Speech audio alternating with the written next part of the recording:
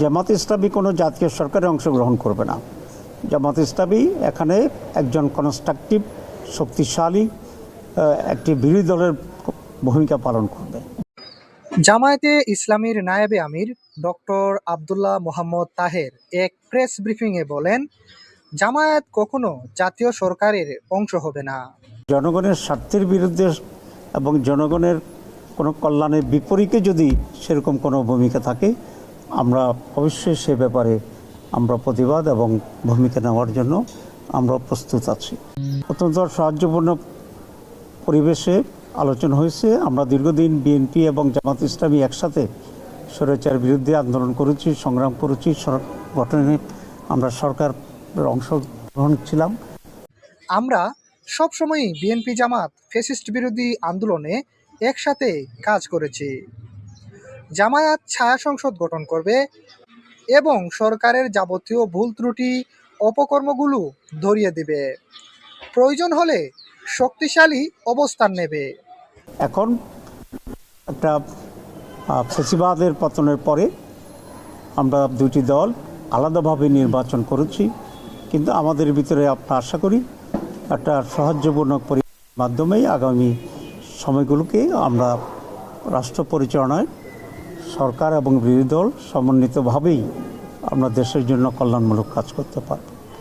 আমরা এই ব্যাপারে একমত হয়েছি যে সকলে মিলে একসাথেই একটা কনস্ট্রাকটিভ ফিউচার আমরা গ্রহণ করতে পারবো, একটি নতুন বাংলাদেশ আমরা গঠন করতে পারবো।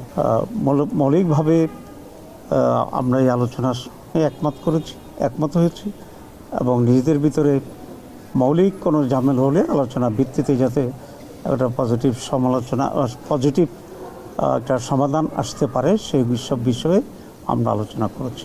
আমাদের আমির জামাত বলেছেন যে কয়েকটি প্রায়োরিটি বিষয়ে এখানে আমাদের আলোচনা হয়েছে। প্রথম কথা হচ্ছে ল অ্যান্ড অর্ডার সিচুয়েশন, মানুষের সিকিউরিটি ইস্যুটা হচ্ছে সবচেয়ে বেশি।